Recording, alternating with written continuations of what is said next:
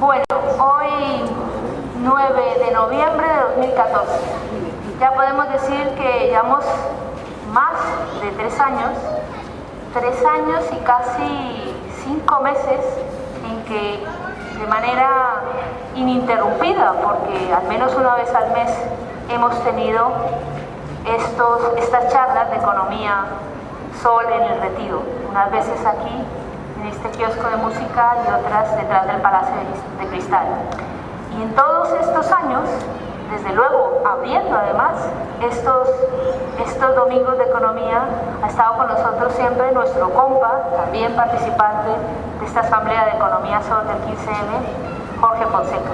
Con Jorge siempre hemos contado, ya digo desde el inicio, desde aquel día detrás del Palacio de Cristal, memorable además, con cientos de personas, e incluso hasta nos visitaba aquel día el premio Nobel, aquel Stiglitz, ya muy cuestionado por muchos de nosotros en relación a algunas de sus proposiciones, pero también agradecidos de aquella presencia aquel día de aquel domingo. Bien, pues esta vez Jorge ha venido a petición nuestra para contarnos, para plantearnos muy de manera conceptual. Nosotros consideramos que era una necesidad por definir pues elementos que son básicos en todo el trabajo que hemos venido haciendo a lo largo de estos 3 años, de estos más de 3 años, y que tienen que ver pues con lo que es el valor, con lo que es la riqueza, con lo que es la propia economía, ¿no? Las finanzas, la financiarización. Bueno, pues estos conceptos que nos hemos acostumbrado en esta asamblea a manejar con tanto deporte, a manejar olímpicamente, digamos, pues hemos querido precisar más y tenerlos claros para seguir elaborando los documentos y las propuestas que estamos haciendo a lo largo de este tiempo, ¿no? Entonces, bueno, los dejo con Jorge y ya al final de su charla pues podremos hacer todo tipo de preguntas y entrar en un debate si hace falta. Bueno, muchas gracias, Liliana.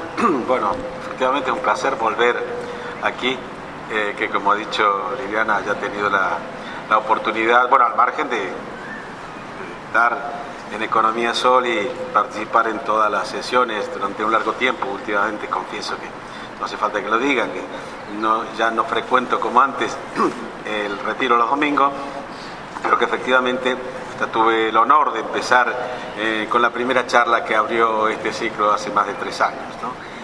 En ese sentido, digamos, tengo miedo de alguna manera de volver a repetir algunas ideas, que es inevitable hacerlo, y cuando Liliana me transmitió lo que queríais, que lo acaba de explicar ella y no lo voy a repetir, yo lo que le dije, bueno, a mí me resulta difícil hacer de diccionario Wikipedia y entonces empezar a decir, bueno, está el concepto, no. Por lo tanto, le propuse que lo que podía hacer era algo en lo que, digamos, desgranando esos conceptos o aclarándolos en la medida que fuesen necesarios, fuesen parte de un relato explicativo, es decir, que permitiera comprender esto, digamos, en su dinámica.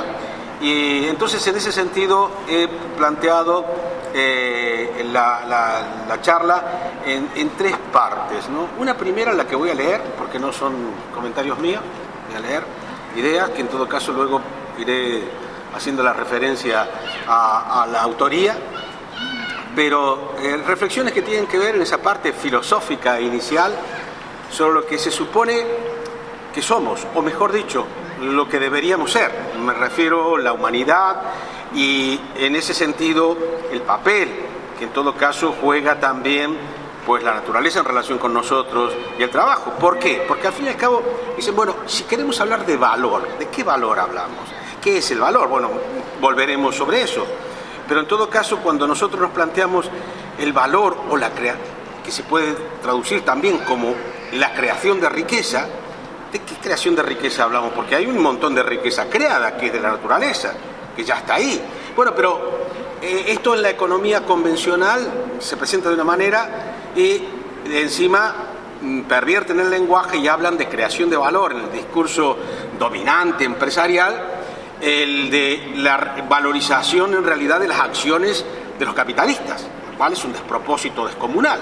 Entonces hay tal perversión del lenguaje que realmente, como decía nuestro querido Julio Cortázar, de hecho en una charla en el año 81 aquí en esta ciudad, creo que era el 81, las palabras violadas, decía, ¿no? Es decir, que el capitalismo, el sistema ha violado el significado de las palabras, nos las ha robado y las tenemos que volver a recuperar, resignificarlas, darles el valor que realmente, el significado que realmente tiene, porque parece que la riqueza la crean los capitalistas.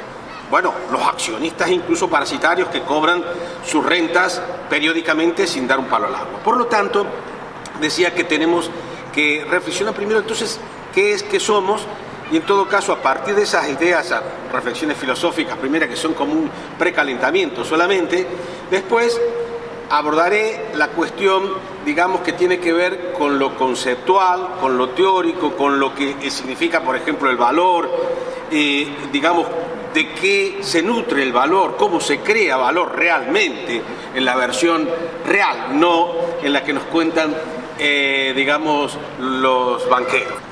Hecho esto, que tiene un contenido, digamos, esencialmente conceptual y teórico, y espero que no tengáis dificultad en comprenderlo, si no lo comprendéis porque no lo explico bien, no porque sea difícil, pero espero, digamos, explicarlo suficientemente accesible. Una vez dicho eso, haré en una tercera fase un intento de aplicar esas ideas, esos conceptos al proceso de crisis del capitalismo que nos ha llevado hasta ahora. Esta última parte, los que me habéis escuchado otras veces, pues ya diréis que ya te hemos escuchado, ¿no? Porque esa última parte ya la he contado aquí mismo y en muchos sitios de distinta manera, pero en todo caso aquí intentaré, insisto, relacionarla con lo que en el terreno conceptual y teórico he ido explicando. ¿Para qué? Para que veamos con claridad, espero que con claridad, la relación que hay entre el valor, las finanzas, la llamada economía real, la crisis. ¿Qué relación hay entre que haya tanta especulación financiera, tanto dinero acumulado en la especulación, en las bolsas y en los mercados financieros que no son la bolsa, los llamados over the counter, que son operaciones por teléfonos que hace la mafia, toda la mafia, incluida la que no está reconocida legalmente como tal? Me refiero a la mafia financiera, a todos los especuladores. Bueno, decía, para poder comprender eso, creo que es útil aplicar un poco esos conceptos de manera tal de que digamos, bueno, esto se traduce en esto. Insisto, espero poder hacerlo de una manera, insisto, comprensible. Como dije, en un primer momento me voy a permitir leer algunas cuestiones que son citas, esencialmente, y lo que no es cita textual es parafraseo de ideas de otro autor. Primero, ¿qué relación tenemos la humanidad con la naturaleza? Dice este señor, el sujeto, la humanidad, y el objeto, la naturaleza, son los mismos. El trabajo es el proceso en el que se desarrolla el vínculo entre la humanidad y la naturaleza. Un concepto esencial que plantea este autor sobre la naturaleza humana es de orden ecológico. Dice que es esencial la regulación del metabolismo social entre la humanidad y la naturaleza.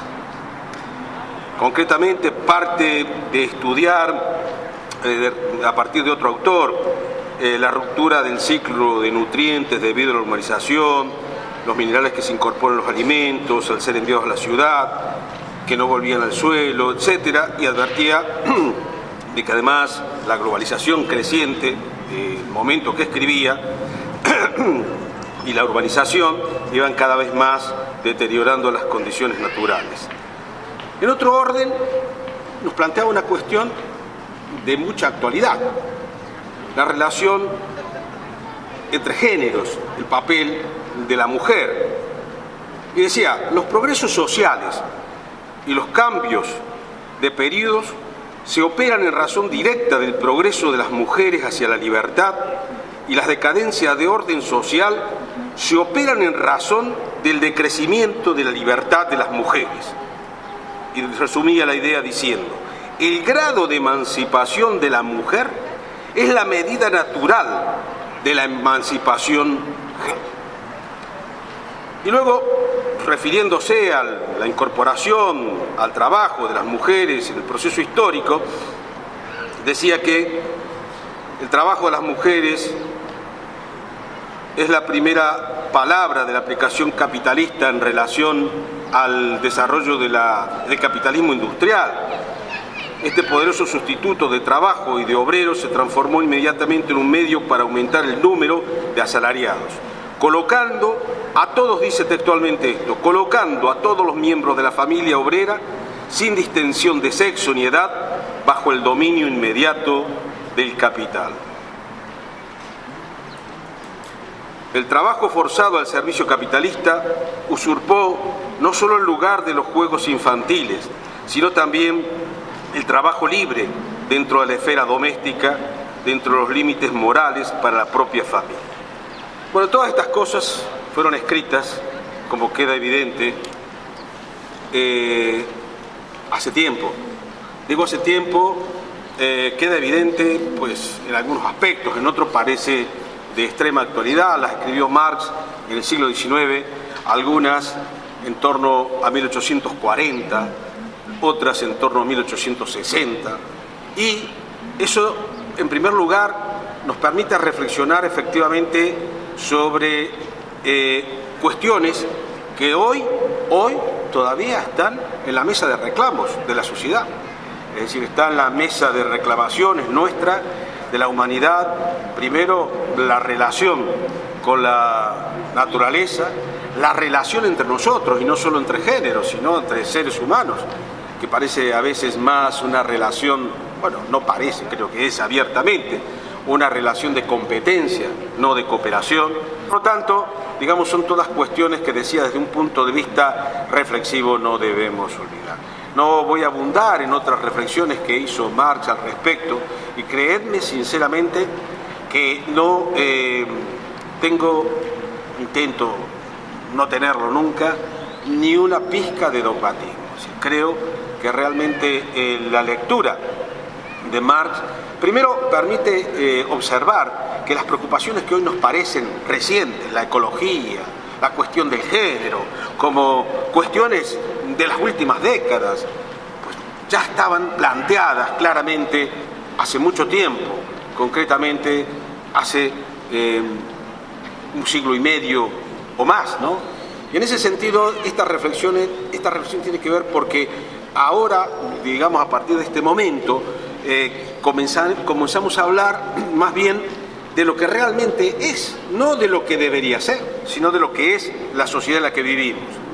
Pero me voy a permitir también, bueno, ahora abordando ese aspecto, y, bueno, o como nexo entre lo que voy a decir y lo que acabamos de referir, que cuando nosotros, una de las cuestiones que planteaba Marx precisamente en un trabajo juvenil, que yo siempre digo, maldito sea, porque realmente lo escribía a los 25, 26 años, yo a esa edad todavía estaba intentando aprender a leer, y en ese sentido, bueno, es una exageración, pero para que se entienda, ¿no? Reflexionaba sobre la enajenación de la sociedad capitalista y de la enajenación de las sociedades basadas en división de clases, de género, de raza, etcétera, y precisamente planteaba que todos los males precisamente venían de la cuestión, de una cuestión de origen que tiene que ver con el valor y con la distribución del valor o de la riqueza que se genera. En ese sentido, precisamente habla en un trabajo que además son borradores que no publicó, sino que se aparecieron posteriormente a su muerte, en el siglo XX aparecieron, en donde reflexiona sobre cómo esta situación que se da de expropiación de la riqueza que generamos cada uno de nosotros por parte de los capitalistas genera una enajenación del trabajo, del trabajador respecto a su propia obra, digamos, lo que crea, y enajenación en todo sentido, porque a su vez esto va generando un proceso continuado de consumismo en el cual cada vez tenemos que producir más para consumir lo mismo que producimos, pero cada vez nuestro trabajo es más pequeño en relación a lo que, digamos, el esfuerzo que tenemos que hacer para producir. Y esto nos lleva también implícitamente a otras ideas que ahora están presentes y que, digamos, sin duda no estaban, esta no voy a engañar, no estaba presente en Marx, que era la idea del decrecimiento, que es una cuestión que hoy planteamos con claridad. Marx, digamos, situémonos también, escribía estas cosas en los albores del capitalismo. Cuando él escribía en 1840 y tantos estas cuestiones, en Europa la única economía realmente industrializada que podía decir su nombre más allá de discusiones era realmente Inglaterra. El resto todavía estaba en pañales. Por lo tanto, digamos, la depredación todavía era insignificante. No obstante, como señalé antes, la preocupación ecológica existía. Sin embargo, no al punto de plantearse la cuestión de esto. Pero está implícita la idea del decrecimiento si cualquiera lee realmente la cuestión desde su perspectiva filosófica. ¿Por qué? Porque en esa crítica a la enajenación que nos provoca el tipo de sociedad en la que vivimos, en donde creamos riqueza que se nos extrae, y ahora veremos cómo, se nos quita, se nos expolia en el momento mismo de la producción, decía, en la medida de que, dice, bueno, y luego se nos incentiva con consumos innecesarios, precisamente para poder conseguir que para que el capitalista consiga realizar sus beneficios a base de nuestra explotación. En esa idea, en esa crítica que está presente en toda su obra respecto a la cuestión de la necesidad del capitalismo, de generarnos necesidades que no tenemos, lo dice muy expresamente en el trabajo, lo recomiendo en internet, Trabajo enajenado, es de una lectura fascinante. Leerlo con tranquilidad un domingo, son unas pocas hojas, son además fragmentos, y realmente, insisto, yo creo que no se puede andar por la vida sin haber leído ese texto. Lo digo un poco en broma, pero se lo digo a veces a mi hijo, que todavía no ha leído, a pesar de que se ha leído muchas cosas en la universidad, pero digo, no se ha leído ese texto, y digo, es que claro, todos tus problemas pasan por ahí, porque no has leído ese texto, porque en última instancia ayuda a comprender muy bien la esencia de esto. ¿Y esto por qué lo estoy diciendo? Decía, como nexo entre esto y lo que a continuación vamos a hablar. Porque nosotros queremos entender el significado de algunos conceptos de valor, de riqueza, entre otras cosas, ¿para qué? Para entenderlo, para aplicarlo a la realidad, para interpretar la realidad, no para hacer, digamos, la competencia de la enciclopedia británica. Evidentemente, en ese sentido, esta reflexión es imprescindible para comprender el tipo de crisis que tenemos hoy. Porque yo después del texto que envié para presentar esto dije, jolín, qué convencional que he estado. Porque claro, no hago referencia a las cuestiones que ahora sí estoy aludiendo, de cómo esta crisis, más allá, porque claro, de lo que íbamos a hablar, esencialmente es de carácter económico, pero cómo esta crisis que tenemos, esta crisis extiende, aunque eso sí, lo digo en el texto, en esa presentación que hacía, es una crisis que trasciende a lo económico, a lo financiero, que trasciende incluso al neoliberalismo, que es el orden social impuesto por el capitalismo en las últimas décadas, e incluso trasciende al capitalismo mismo, digo, porque es una crisis en la cual no solo está en crisis el capitalismo, que está perdiendo legitimidad a pasos agigantados, sino que también es una crisis de la civilización. Y luego lo entroncamos eso. ¿Por qué? Porque la civilización, lo que hemos entendido por civilización, es la sociedad de clase. Cuando nosotros miramos la historia de la humanidad y su prehistoria, ¿qué encontramos? Encontramos que, bueno, ya sabemos la evolución humana de millones de años para atrás. Algunos sitúan los primeros homínidos en 18 millones de años atrás. El Homo erectus, que es el que ya, digamos, es capaz de hacer algunas cosas que nos hacen pensar que ya somos, nos reconocemos en ese momento, 1,5 millones de años. El Homo sapiens, que se supone que eso somos nosotros, pero sabemos que hay algunos que son el Homo robus, no el Homo sapiens, ¿no? Que saben, en todo caso saben robar, saben explotar, pero en todo caso no saben lo esencial que deberían saber. Pero bueno, el Homo sapiens, por lo menos 120, 150.000 años.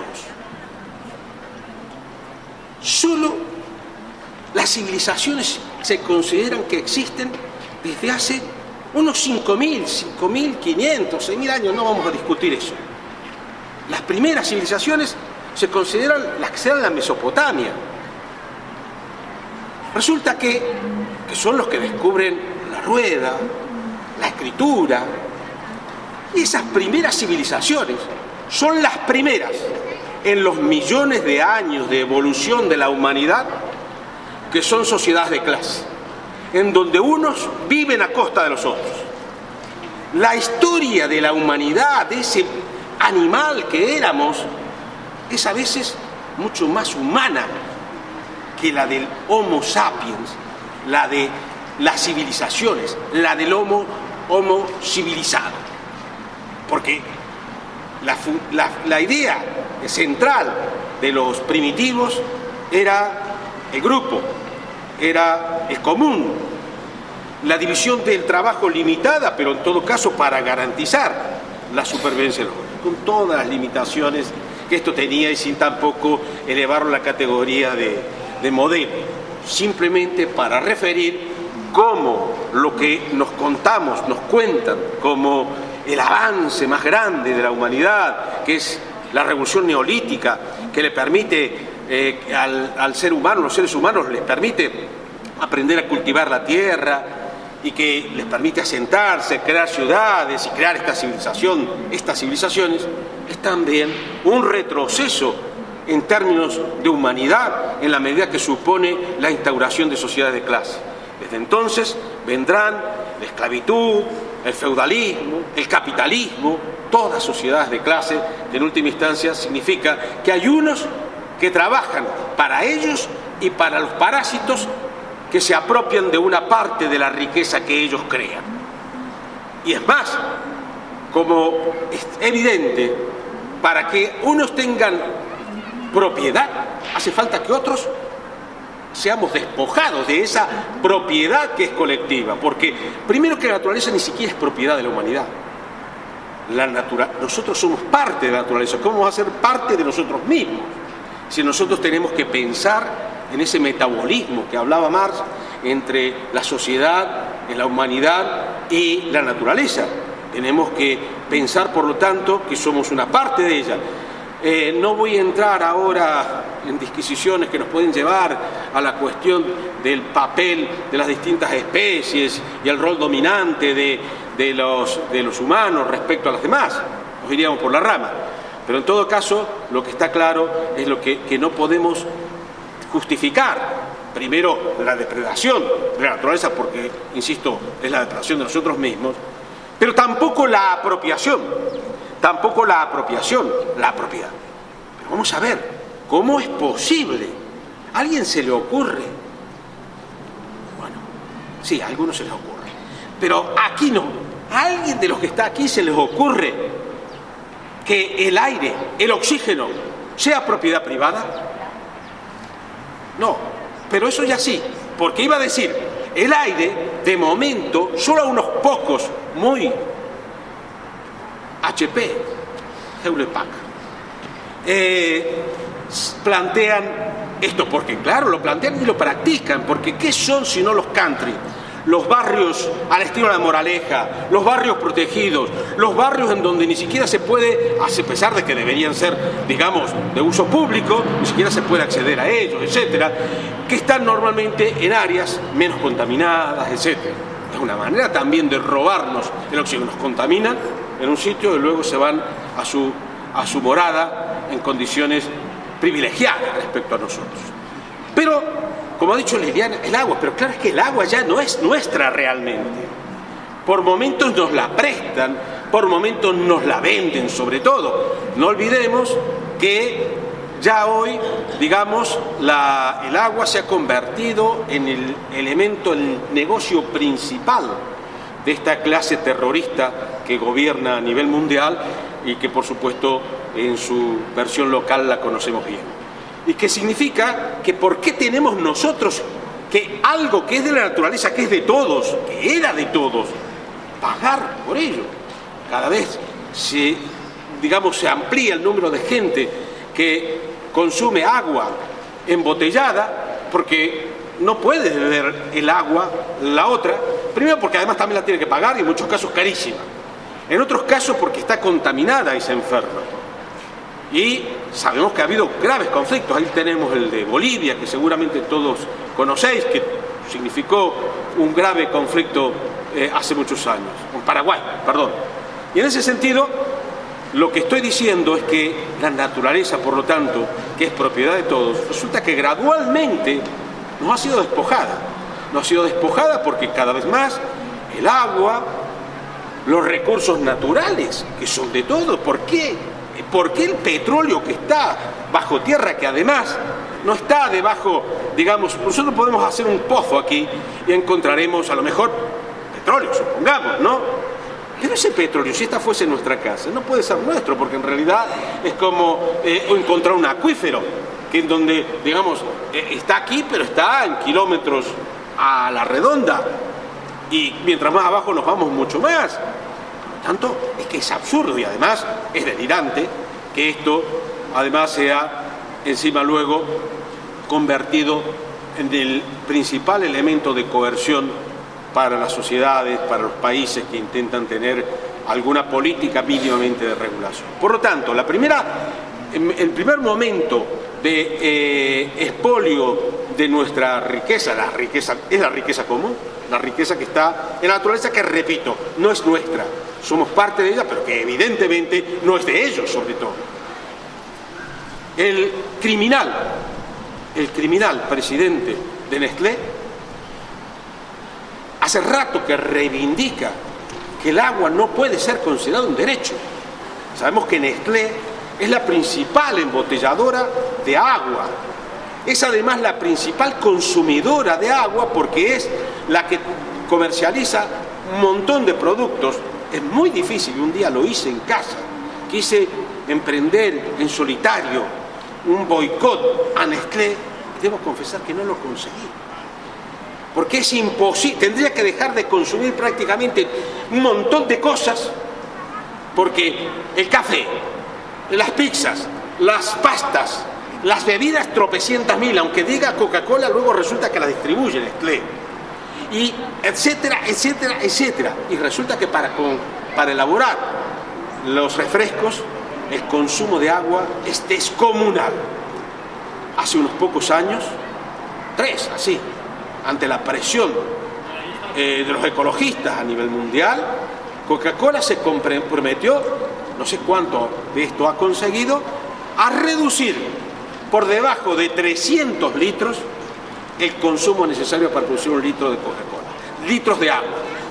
Ya diréis, pero ¿cómo es posible? No se trata solo del que se derrama, sino el agua que se consume para producir el proceso de azucaramiento, la producción de azúcar y todo esto es lo que en última instancia hace falta para ello. Por lo tanto, estamos hablando de que por un lado nos expropian, lo derrochan, lo depredan y luego los residuales nos lo venden a precio de oro.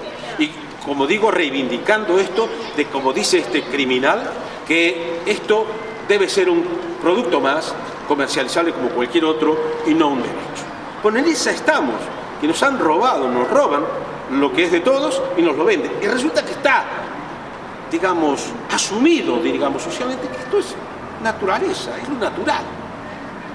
Por lo tanto, en ese sentido, tenemos que considerar, primero decía, lo que es la riqueza natural.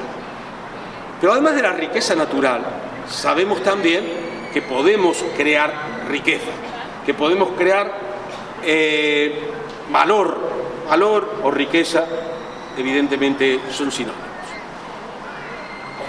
Ahora bien, podemos entender incluso que hay creación de valor, de riqueza, en la medida que le añadimos algo normalmente a un producto natural, a un bien natural. ¿Esto cómo se hace? Bueno, de distintas maneras. Yo recuerdo que en mi tierra de origen, Argentina,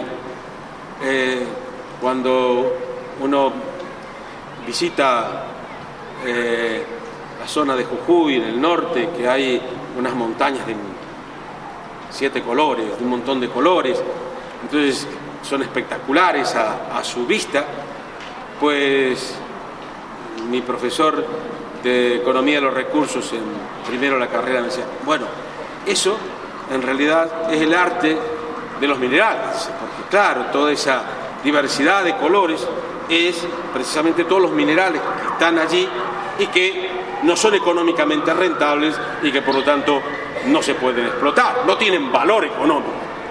Eso entonces, ahora sí, porque ahora con las técnicas de la megaminería, en donde pueden destruir, dinamitando montañas con un efecto contaminante descomunal, ya podrían destruir eso y hacerlo rentable para extraer los minerales. Por lo tanto, ¿qué quiero decir? Que incluso el valor de los recursos de la naturaleza es también cambiante. Y por otra parte, digamos, está claro de que ¿por qué no tenía valor económico el mineral que estaba en una montaña?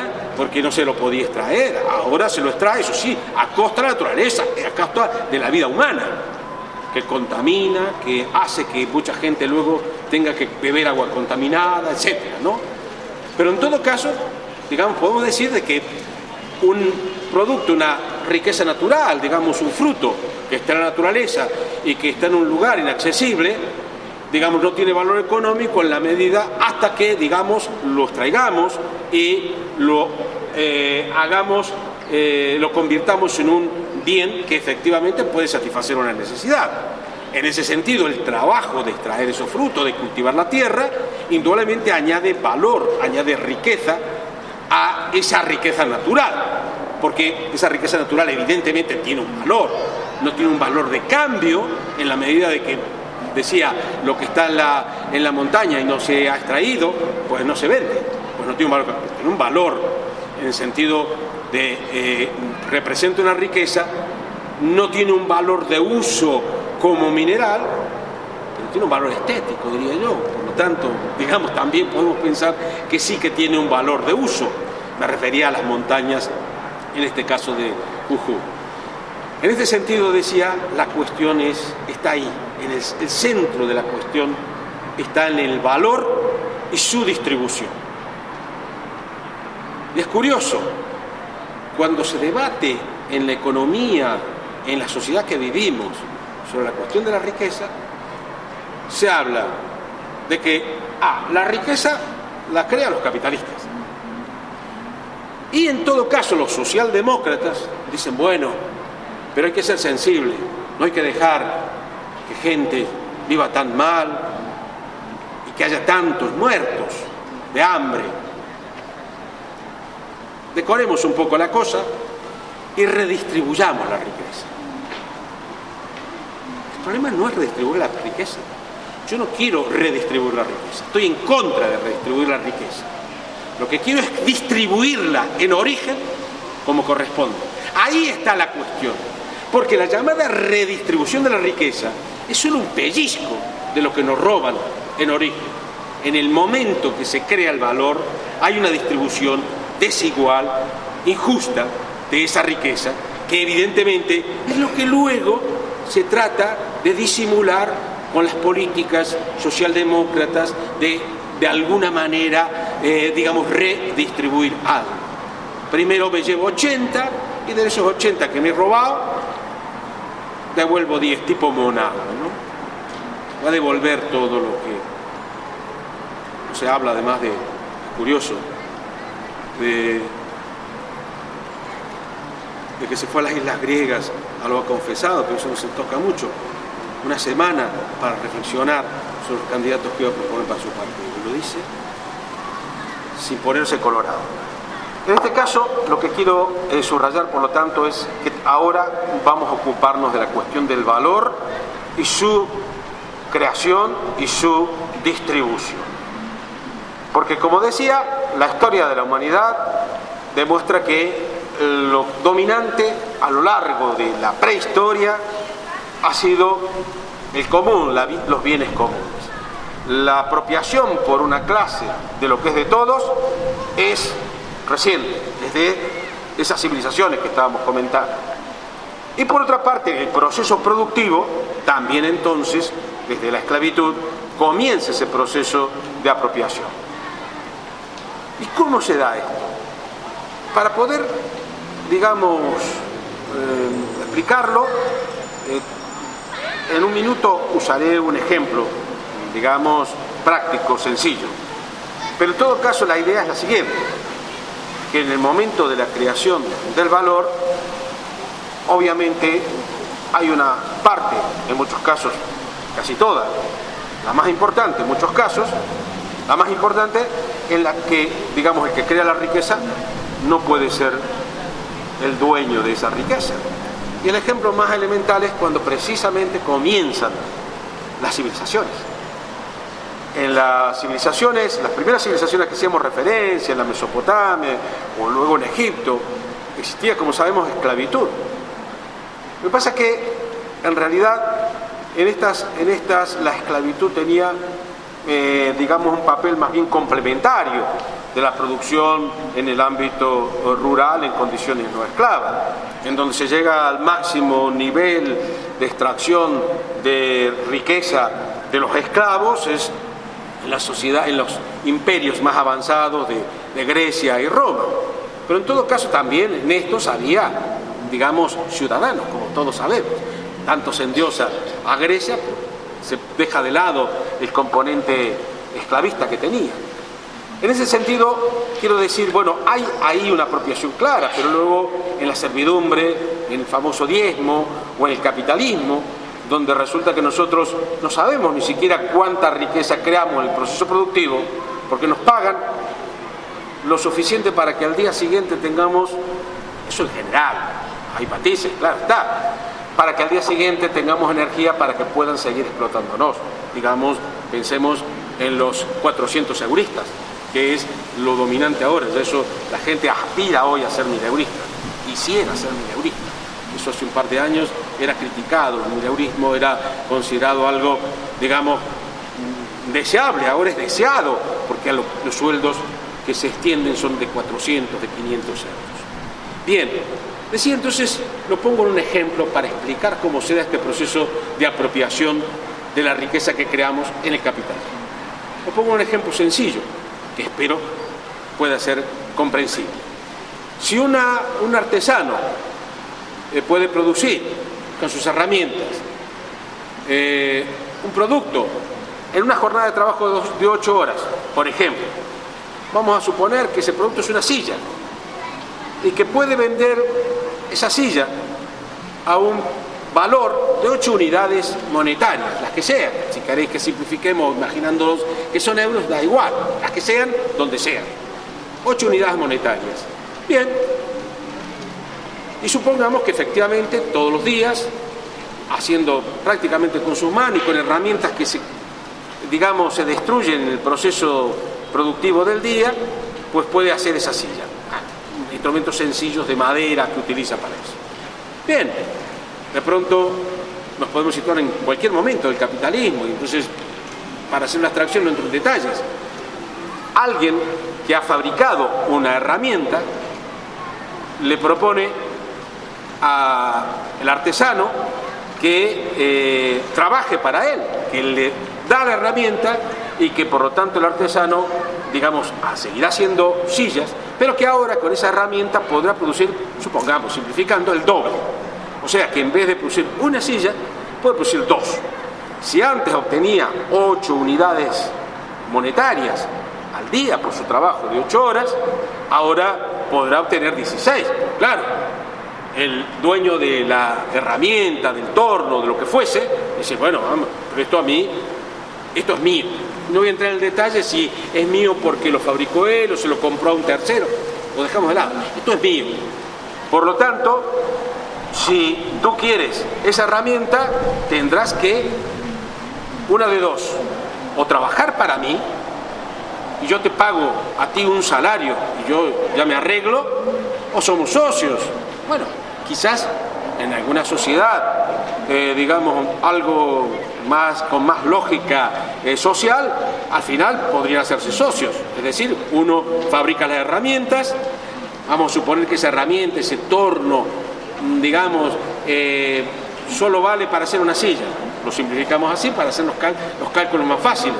Solo vale para hacer una silla y luego hay que hacer otra herramienta y todos los días. Entonces los dos pueden compartir y uno hace la silla y otro hace la herramienta. Y obtienen 16. Bueno, 16 unidades monetarias. La pregunta es, en este caso, si fueran socios, ¿cómo se van a repartir?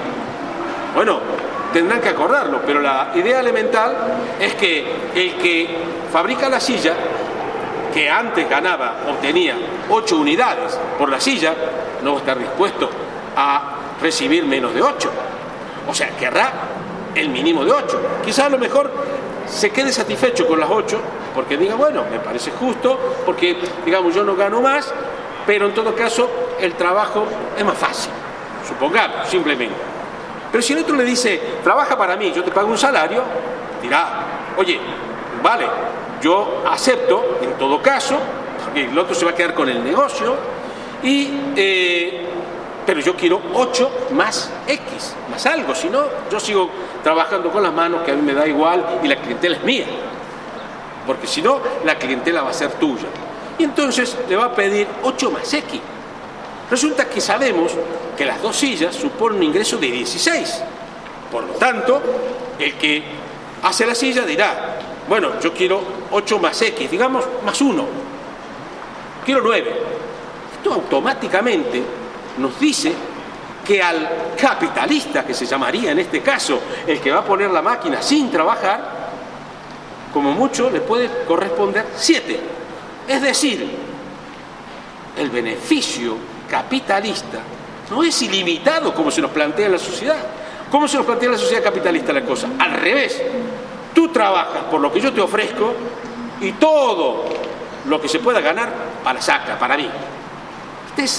Por lo tanto, la primera cuestión que queda en evidencia en la elaboración de un producto es que el valor, la riqueza que se crea, es creada por el trabajo. Y en eso están de acuerdo todos los clásicos de la economía. Adam Smith, economista burgués, liberal.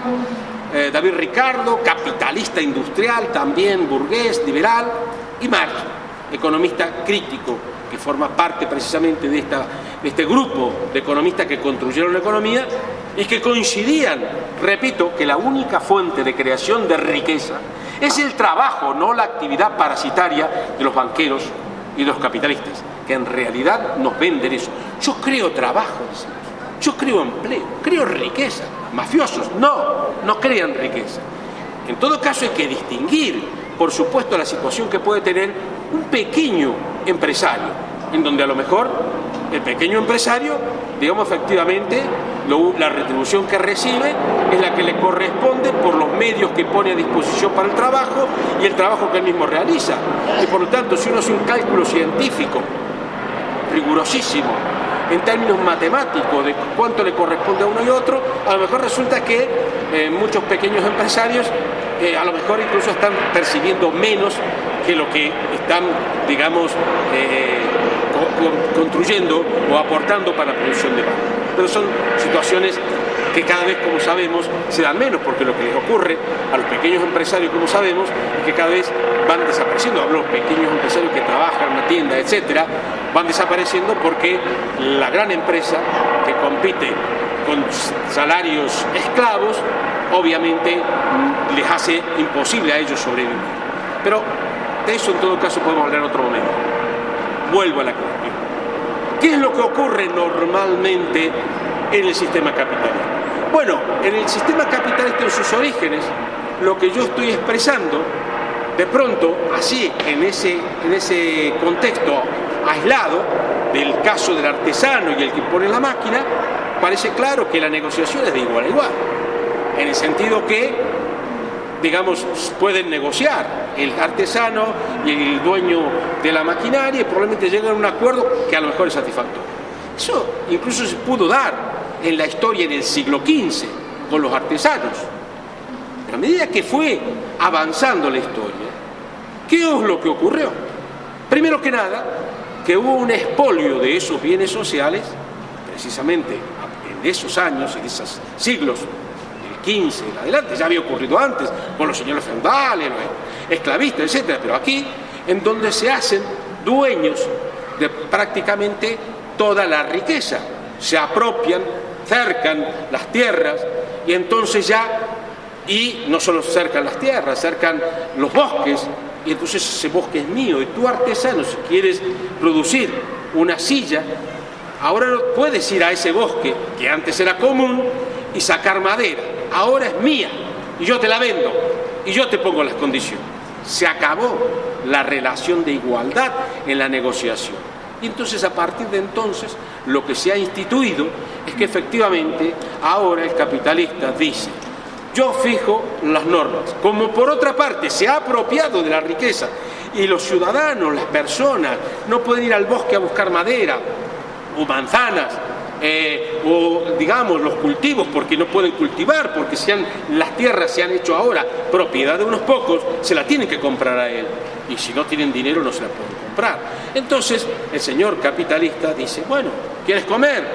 Mira, trabaja por la comida, me da igual, pero si eso era nuestro, no. Esto ya sabemos, la historia del capitalismo es la historia del genocidio. Cuando hablamos de esto, cualquiera que estudie las condiciones de apropiación de los capitalistas en los siglos XV, XVI, XVII, XVIII, por no seguir hasta hoy, es la historia del genocidio, exterminio de pueblos enteros, matanza brutal de todo el que se resistía a la expropiación de sus riquezas, esclavización de la humanidad, porque en esos siglos es cuando los capitalistas burgueses, primero de Holanda, de Inglaterra, van a África y así como expolian los recursos naturales, expolian los recursos humanos, los convierten en mercancía directa, convirtiéndolo en esclavos que comercializan en todo el mundo. En definitiva, esto es lo que explica que cambien esas relaciones de fuerza, en donde antes el artesano podía negociar y ahora simplemente tiene que acatar. ¿Por la comida? Por la comida. Hombre, si resulta que, digamos, en el momento que se plantea esta cuestión, la mayoría de la gente ya está ocupada, y sabiendo, si es que lo supiera el trabajador, que al capitalista le interesa que yo trabaje para él, porque si no él no gana, pues entonces yo puedo negociar, no, por la comida no quiero, o sí, la comida pero 3 veces al día, o 2 por lo menos, y entonces a lo mejor puede negociar. Pero cuando resulta que hay millones de parias como yo, nos vamos a dar codazos y palos para trabajar. No, pero es que yo trabajo por un bizcocho. Esta es la situación del capitalismo en toda su construcción. Entonces, como decía, ¿en dónde está el concepto de valor y, digamos, de retribución, de distribución en origen de ese valor?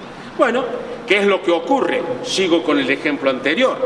Si resulta que en el ejemplo anterior se dan las circunstancias que acabo de escribir, en donde ya no es este artesano que es el único que sabe hacer eso, y en cambio, es más, yo a lo mejor durante un tiempo le engaño al artesano, le llevo a mis hijos y unos cuantos vecinos a que vayan ahí a colaborar gratis y que aprendan el oficio, le digo, bueno, ahora mira, ahora todos estos saben el oficio, y ahora yo, que además me he robado el bosque, soy yo el que produzco. Vienes a currar para mí, en todo caso te doy un carguito de capataz, y trabajas por mucho menos de los 16 que antes te correspondían a ti, 8 más X, que era 9, digamos, supongamos, si nos mantenemos en ese supuesto de solo dos que va a producir este hombre o mujer, resulta que le digo, pero ahora yo te pago a ti 3, no 9, 3, y con eso te arreglas, el resto para mí.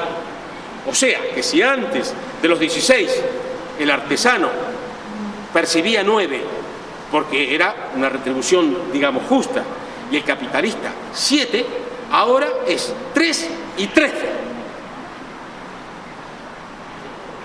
La diferencia que hay entre lo que le paga el capitalista, el salario que le paga el capitalista al trabajador, al artesano ahora asalariado, y lo que realmente crea él de valor, que habíamos dicho que era 9 de 16, esa diferencia entre 3 y 9 es trabajo no pagado, es trabajo no retribuido, es valor creado por el trabajador que no se le paga. A eso Marx le llamó plusvalía. Y esto, si a la acumulación permanente de plusvalía, ese proceso de acumulación capitalista, obviamente es el que va permitiendo a su vez multiplicar, como los bancos, el dinero, va permitiendo multiplicar la plusvalía. Muy sencillo. Si antes el capitalista había puesto en esta actividad una herramienta, vamos a suponer que con solo este trabajador, dejemos de lado otros trabajadores que incorpore, había puesto una herramienta cuyo valor habíamos asociado a 7, en este caso concreto del valor de la producción final, resulta que ahora, en vez él, que antes hubiese recibido 7, era una distribución justa del valor, ahora va a recibir 13. 7, en todo caso, podríamos considerar parte de la retribución justa. Supongamos que él elabora la herramienta, o la máquina, o el torno. Bueno, retribución justa por su trabajo, digamos, o por su aportación de un medio de producción, pero los otros 6, plusvalía, en realidad se lo está robando en origen, en la distribución, al trabajador. Y entonces para la siguiente fase, ahora ya no tiene solo 7, tiene 7 más 6, tiene 13, es decir, ha acumulado la plusvalía al capital inicial que tenía. Y si ahora suponemos que él en realidad no lo fabrica la herramienta, sino que las compra, pues ahora puede comprar 2. Digo 2 porque en realidad casi no le alcanza, porque antes supongamos que él la compraba efectivamente, o sí, supongamos que él la compraba realmente a 6, a esa herramienta, percibía 7 por digamos en la actividad, y ahora como ha conseguido aumentar ese capital inicial que tenía de 7 más 6, que son 13, pues mira, puede comprar ahora 2 tornos y poner a otro a trabajar, al cual a su vez le va a sacar también plusvalía como al otro, y así irá multiplicando de forma incesante, acumulando capital. Bien, esto es el proceso del capitalismo, esta es la vida del capitalismo. Y claro, en la medida de que haya más expolio de las riquezas naturales, concentradas en manos de esta clase criminal, porque en última instancia estamos hablando de alguien que, al apropiarse de lo que es de todo, priva a los demás de la posibilidad incluso de sobrevivir. La humanidad, la evolución de la población de la humanidad está determinada por las hambrunas. Cuando se habla de la peste de la Edad Media, en realidad lo que hay que hablar es del hambre, porque la peste solo asoló a los pobres, porque desnutridos no podían resistir las condiciones. Es decir, lo que mata realmente es el hambre. Las otras cosas se pueden combatir si uno está bien alimentado. Pues ahí tenemos hasta el bonito caso cercano, ¿no?, de Teresa, que ha logrado sobrevivir al ébola y seguramente ha ayudado, al margen de los cuidados seguramente exquisitos de los excelentes compañeros que tenemos de la sanidad pública, también su propia, digamos, su propio sistema inmunitario, etc. Por lo tanto, eso está vinculado al cuidado, a la alimentación, cuidado a la salud. En ese sentido decía que podemos pensar que la situación en la que, digamos, se amplía el capitalismo, se extiende, acumula cada vez más, es una situación basada en el genocidio permanente. Antes a sangre y fuego, todavía sangre y fuego cuando hace falta, pero cotidianamente, de forma continua, imparable, a partir del genocidio, excluyendo a miles de millones del acceso al agua, del acceso comida más elemental. Y por lo tanto, digamos, eso no es un accidente, son crímenes cometidos por esta clase parasitaria que vive a costa nuestra y que nos presenta esto como si fuese la solución que ellos nos dan de comer. No solo que nos dan de comer, sino que viven a costa de nuestro trabajo. Nosotros les damos de comer. Yo ahora incluso les invitaría a que cualquiera de vosotros reflexione a partir del ejemplo elemental que hemos dado, de qué posibilidad existe que un artesano o cualquier otro que trabajando con sus manos o con una máquina o con la tecnología que haga falta produzca cada vez más bienes.